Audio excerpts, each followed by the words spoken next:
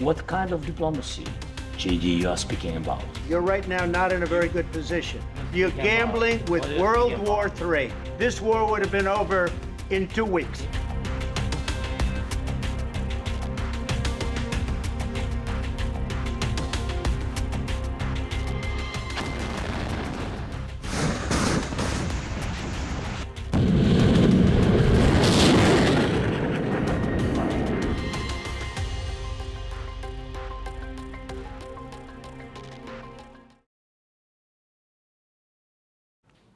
Donald Trump's gamble has paid off. This week, he suspended Ukraine's military aid. He cut off their most important lifeline, and it's worked in the way that he hoped it would.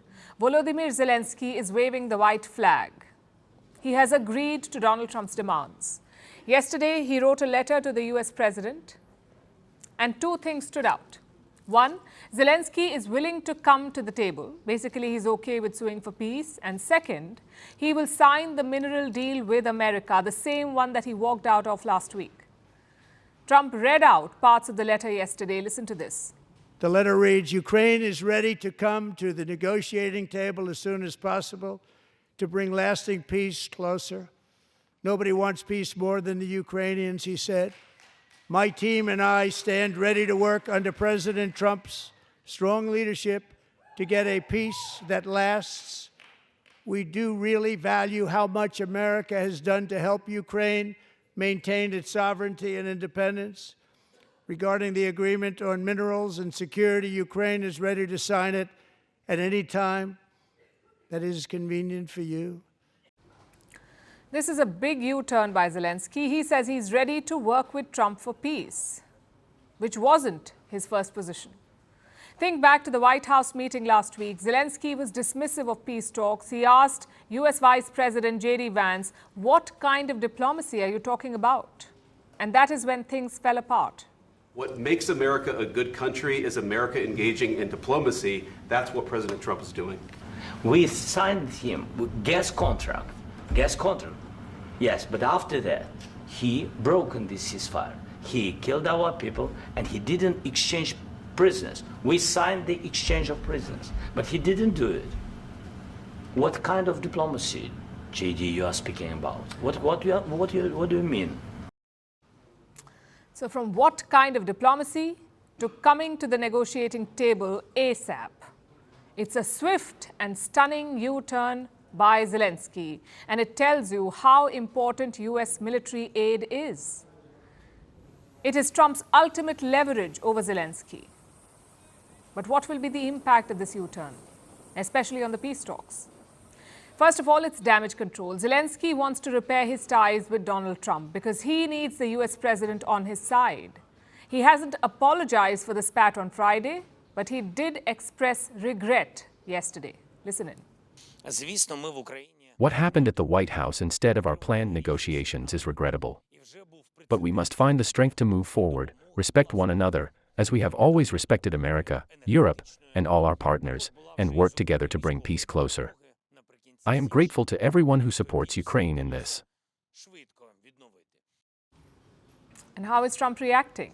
He says he appreciates Zelensky's letter. And surprisingly, so does Russia. The Kremlin has released a statement. They're calling Zelensky's letter a positive development. But will it translate into concrete talks and ultimately a peace deal? Well, Zelensky has a proposal. He is broadly pitching for 2 stages. The first stage is a truce plus the release of prisoners. No missiles, no long-range drones, no attacks on energy sites, and no attacks from the sea. That is the first stage. In the second stage, Ukraine and Russia will move towards a lasting peace deal. Now, this is very similar to France's proposal. They too demanded a 1-month truce. So chances are Zelensky is coordinating with Europe on this, and their goal is quite simple, to see if Russia is serious about a peace deal. If they are, they may accept a truce. If not, they could reject it. Whatever they decide, it will give the West some clarity. But the second stage is more complicated because no 2 parties are on the same page here. Zelensky wants US security guarantees. Trump is refusing US guarantees. Europe is ready to give those guarantees, but Putin will not accept any guarantees. Do you see the problem here? This was Zelenskyy's issue with the minerals deal as well. He said it did not give security guarantees. But again, he's made a U-turn on that. In fact, let me quote from his statement. "We see this agreement as a step toward greater security and solid security guarantees. And I truly hope it will work effectively." So Zelenskyy is hoping the mineral deal is a first step and that security guarantees will follow. But Trump has been very clear about his position. He will not give any security backing. He said this repeatedly. All he will give is economic support, and that too not for Ukraine's benefit, but to get his money, to get American money back. So there's good news and bad news for Ukraine here. The good news is Zelenskyy's U-turn is having a mild effect. He is heaping praise on the United States, even calling Trump a strong leader. All of this will soften the blow from last week's clash. The bad news is nobody's position has changed. We are exactly where we were last Friday. And Trump was right back then. Zelenskyy does not have the cards. Meanwhile, Russia is on a rampage. Overnight, they launched 181 drones into Ukraine. In Odessa, critical energy sites were hit. It left several districts without electricity. In Pavlograd, missile strikes were reported. They damaged 2 power plants.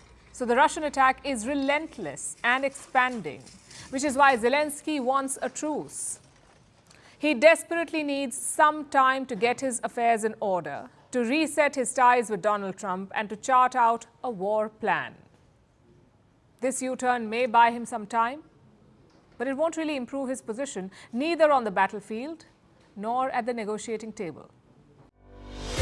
Merci beaucoup. Hi, how are you? Very well, thank you. Thank you for being here. Namaste, Mr. President. Bharat Kelogan, Komeri Namaste. How many people generally follow you in interviews? Typically in a month, we have viewers up to 150 million. That's more than twice the population of France.